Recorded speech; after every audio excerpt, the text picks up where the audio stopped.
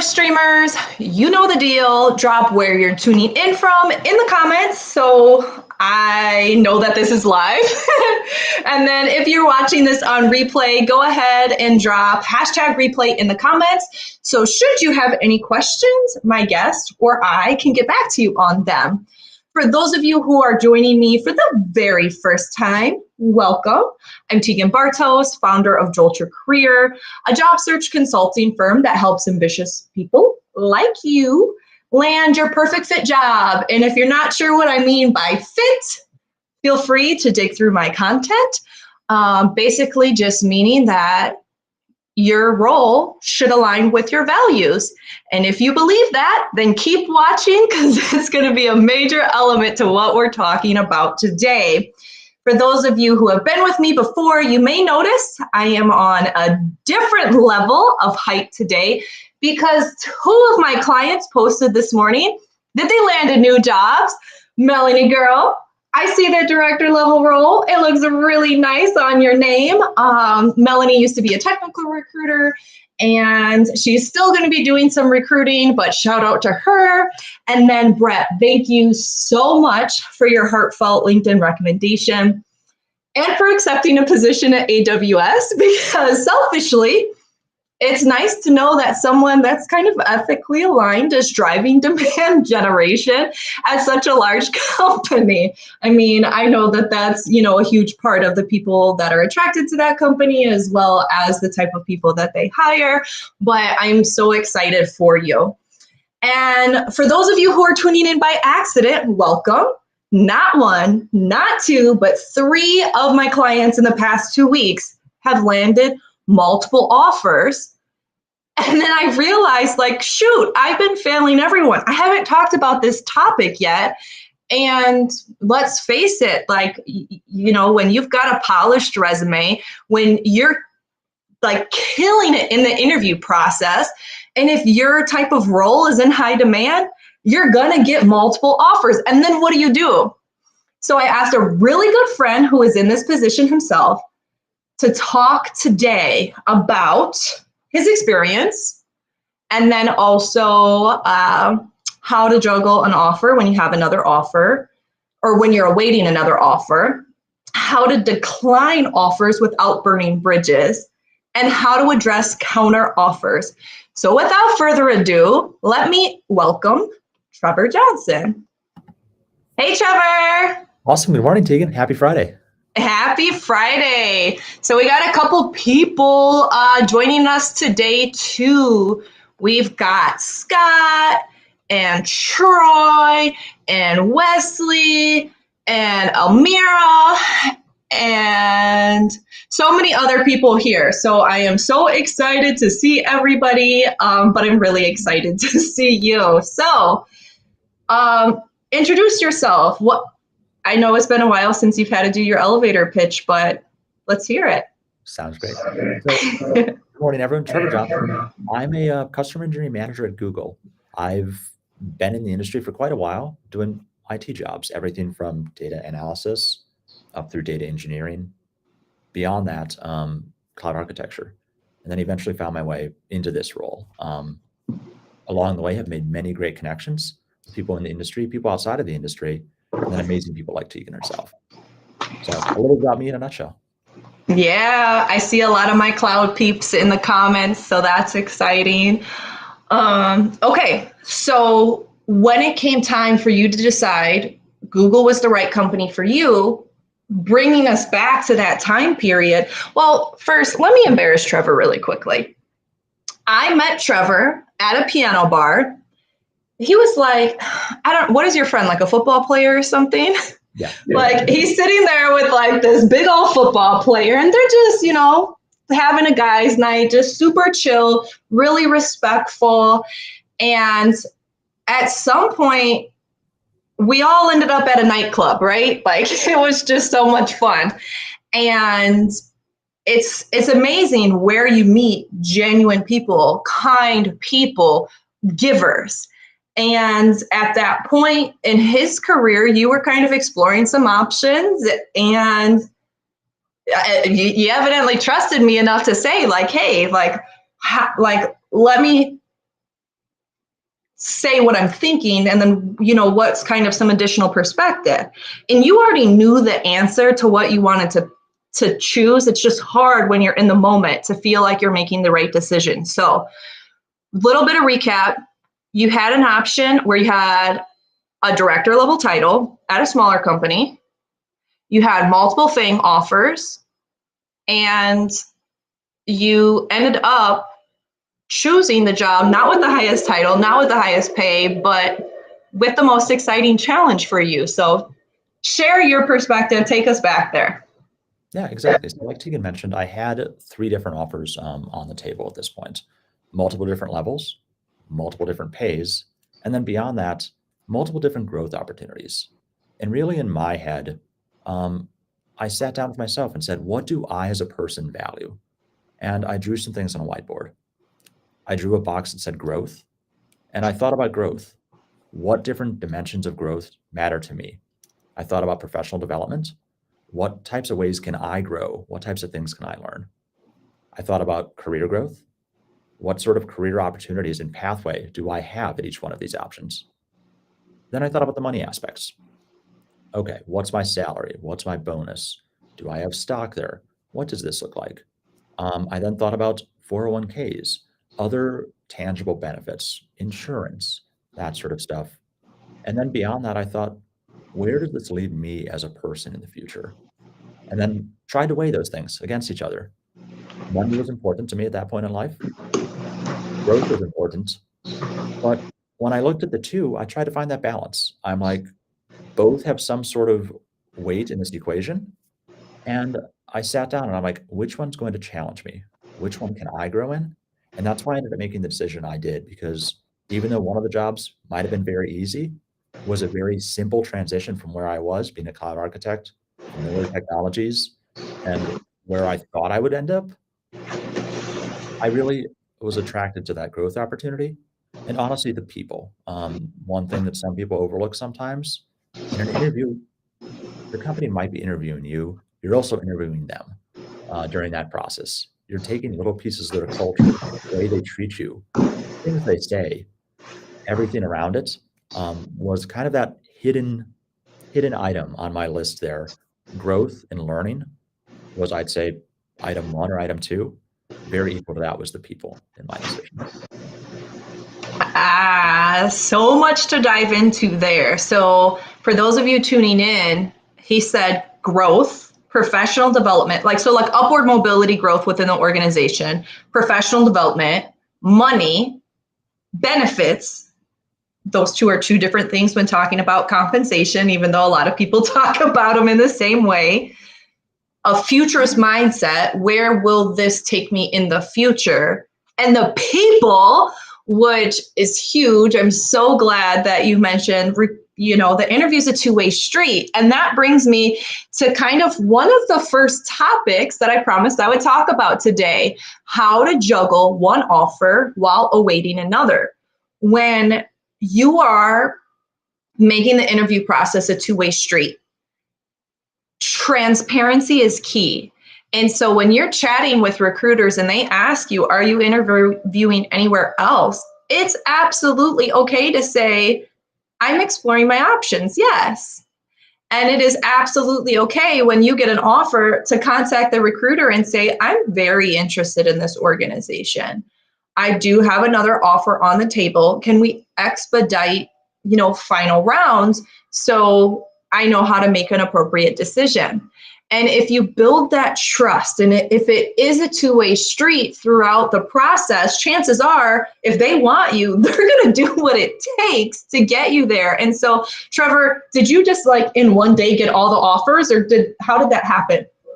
Yeah, so in my case, these were spread across about a week and a half or 2 weeks. I used exactly what you said. First and foremost, I got the first offer in my hand. I'm like, I'm currently looking other places as well, exploring my options. I'm going to need a few days to provide them the professional courtesy of finishing the process. I've started it there out of respect for them and out of respect for everyone involved. I feel as though I need to finish that process. And Trevor, look at you coming in with some swag in the interview process. That's smooth. I'm going to steal it. Steal away. You can borrow it. Okay, awesome. I liked it. And how did the recruiters respond? Were they okay with it?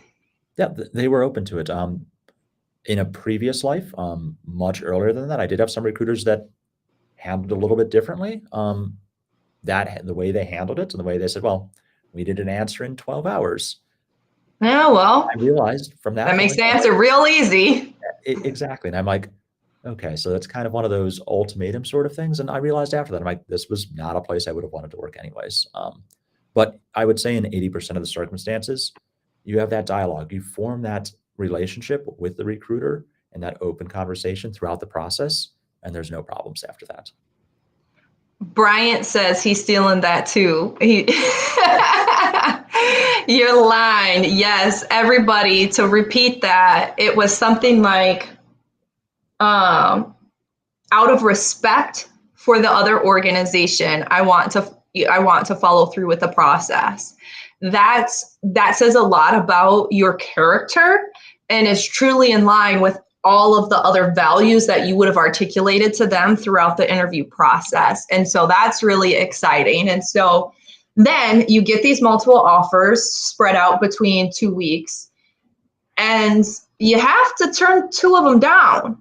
And so when declining an offer, to not burn a bridge, like, you just wasted all my time interviewing you. You know, some of these organizations, you had to go through anywhere between like 3 to 12 interviews with tons of team members and executives and things of that nature. So in one case, managing partners.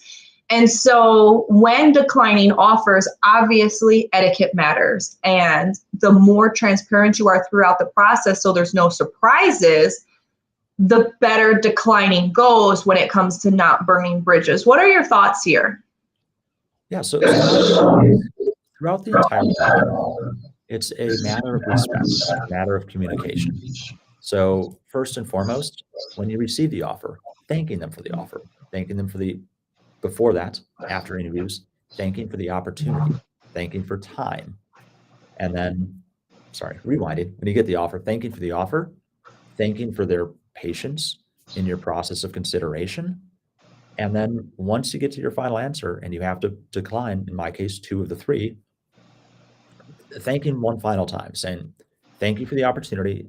This is a great role. Unfortunately, I found something that is a better fit with myself, my career aspirations, and such forth. It was great to meet you, great to meet everyone, and maybe our paths will cross in the future. So providing the courteous responses, telling them as it is, saying this is something that is better aligned to myself, my career aspirations, and then going from there. Yeah, and it's absolutely okay to tell people, you know, let's stay in touch.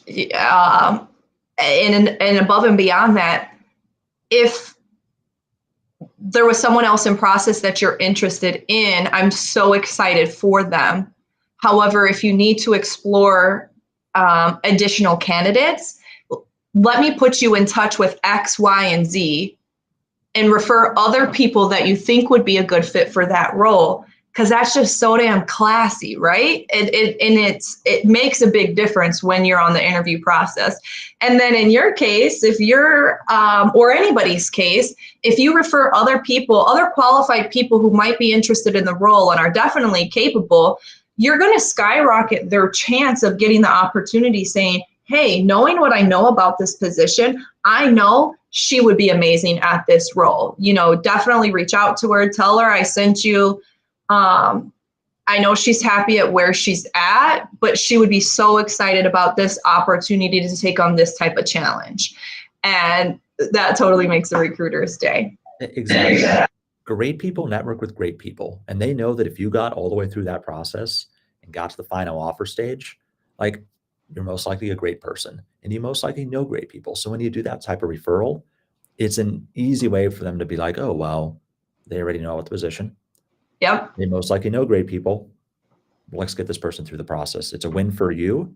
It's a win for your friend or colleague, and it's a win for the company. So everyone wins in that process. Yeah, absolutely. So one of the things that happened to one of my clients who got these multiple offers this week, is she got a counter offer, and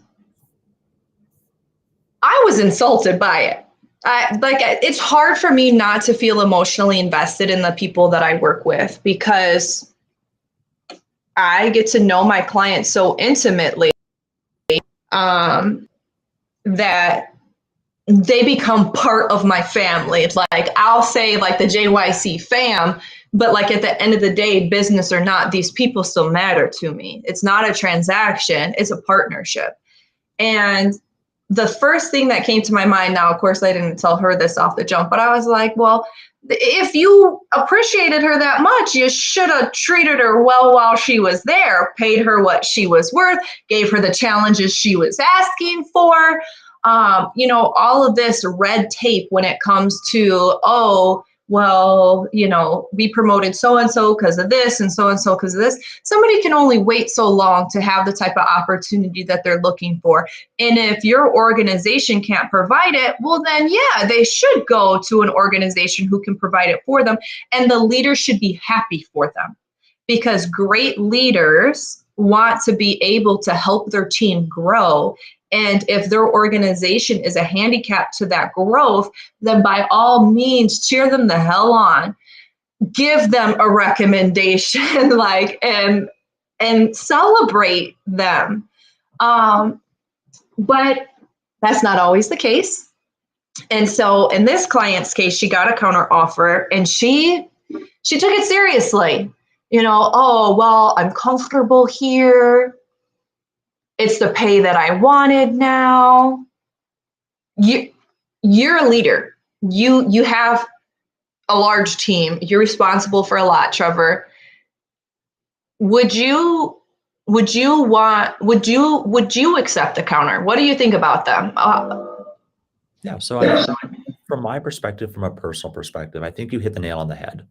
There's a reason why somebody is looking at external opportunities.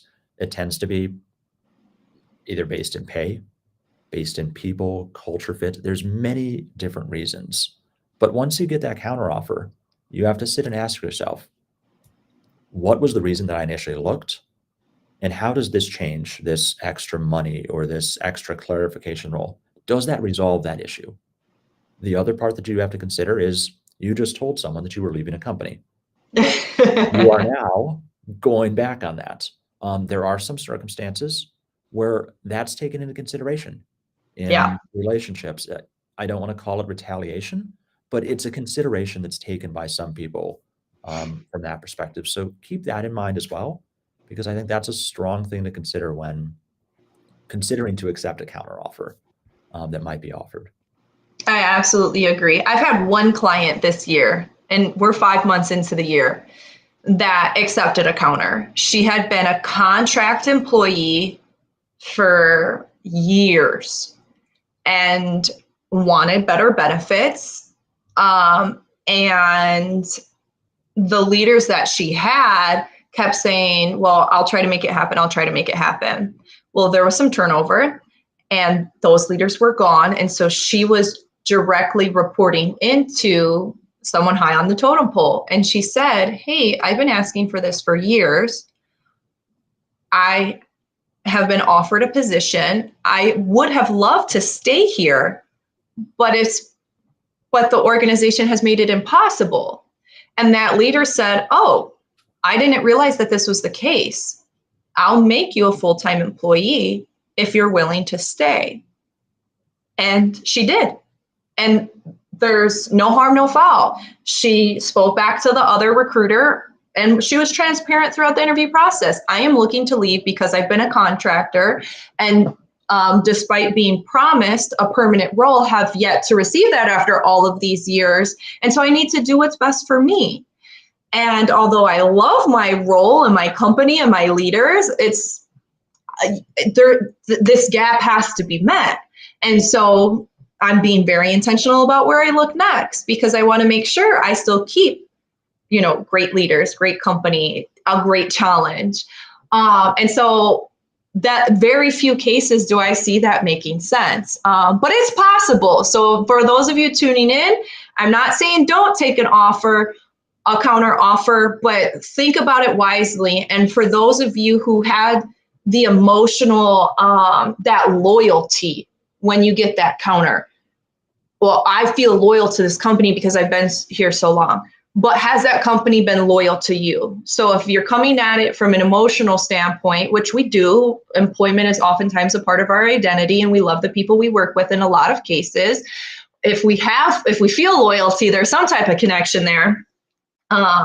It's an opportunity to have a reality check. Have they also been loyal to me, the company, not just a couple of my favorite coworkers?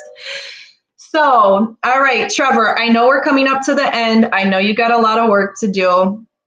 Are you allowed to talk about the values and culture of your company? I can touch on it, yes. Okay. So for people who are interested in FANG companies, like you had an offer at a small company, you had a couple offers at FANG companies.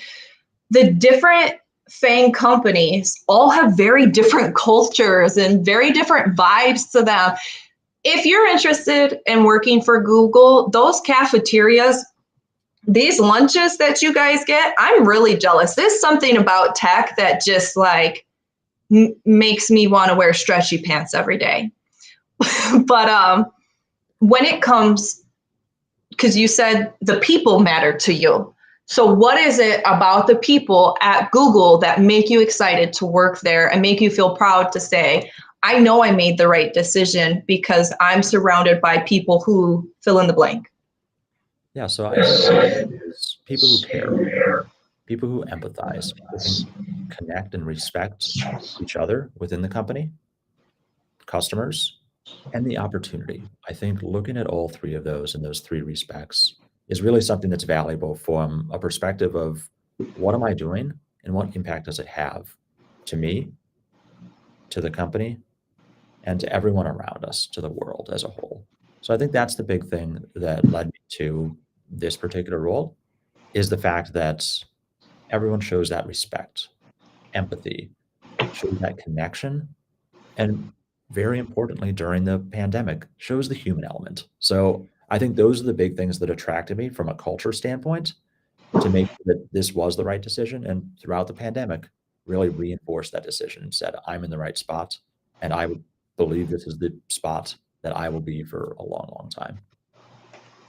I like that. It says so much about you.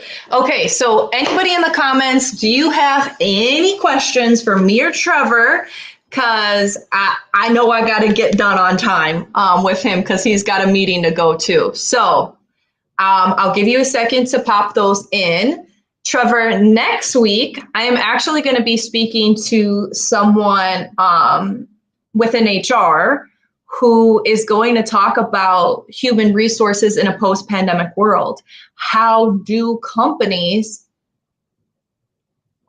post-pandemic have that type of culture, have those types of best practices, still remain legally compliant, and all those different nuances to make sure that whatever organization you are is a great organization to work for. And people, everybody's drawn to different things. And that's why some people lean towards more one company, like someone who, is really intense, who likes working long hours and solving super challenging projects. They're going to be naturally drawn to a company like Tesla, right? Like that's pretty intense. Where, people who need a little bit more work-life balance are going to be drawn to other types of organizations, and that's okay as long as the company's being transparent about their type of culture. That's okay. But how do you as an organization, you have your own values, you have your own mission, you have your own vibe, how do you do that in a post-pandemic world? So I'm really excited about that conversation. I have no idea where it's going to be taken, but really excited about that. And before I let you go, Trevor, what would you say? I'm going to ask you two questions, and they're pop questions. So let's see what you got for me. What would you say your best advice is for someone showing their values throughout the interview process to not look to make it feel like it's real, not just a lip service. Like, oh yeah, I read your missions and I read what Googliness means, and so now I'm going to try to spit it back at you. But how do you recommend that people do that in an authentic way so it comes across as being sincere? Yeah, so the way I would recommend that is be genuine, be yourself. You can go on the internet and find all types of questions to ask, but sit down with yourself, spend 10 to 15 minutes, maybe look at those questions, maybe look at what other people say, but then look at yourself and say, how would I say this? Or what is this question trying to ask? And how does that help me? Is there any value in that? And what is it trying to get at? And how would I say that if I was talking to someone at my current job or one of my friends? Maybe don't use the slang you use with your friends, but find a professional way to phrase it, and just be genuine. I think that's what it comes down to. All right. So when you are interviewing, if you stay genuine and really trying to figure out what the question is asking, so you can make sure you tell the right type of career story, or can make sure that the competency that they are trying to discover within that question, you are able to actually touch on. Okay, so question number 2. Now, I know you haven't been in the job search in some time, but you hire people frequently. What would be, your advice to someone who is trying to get the attention of someone on the team or the hiring manager on LinkedIn? Like, do you just completely, well, not you, but how do you recommend other people get that insider access to really know if there's alignment there? Because it's one thing to apply to a role, but it's another thing to talk to people at the organization to make sure it's a good fit, to not waste everybody's time. And in a company like Google, for example, like cloud engineers, there's probably over 1,000 cloud engineer roles right now. How do you know which one to apply for? So what would you say for that? Let me make sure the question's clear. What would you recommend for someone to do to ensure that not only the company, but also the role is a good fit when it comes to like proactive networking? Yep. So, and I'll split it into 2 for you, Tegan. So option 1, use your network. Look around your LinkedIn network, look around your friends, see who might currently work there, and get an idea to say, what's happening? How do you feel about the culture? Do you know anything about this role? Is there anything you can tell me about it?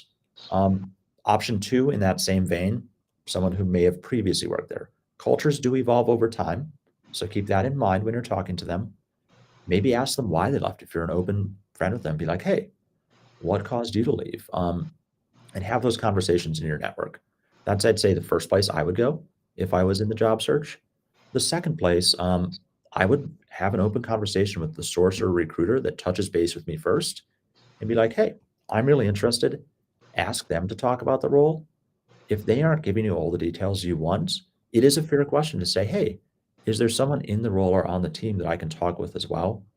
Most large companies tend to have interviews, job fit interviews, role-related knowledge interviews that tend to be with people on the team anyways, and you can ask those types of questions at the end.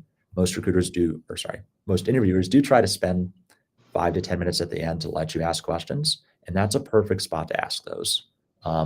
It's also a perfect spot to ask people that are not in the same role as you about the role, about how they see the role or how they interact with it, to get a different perspective. Because someone in the role, they have their list of expectations, their objectives to complete.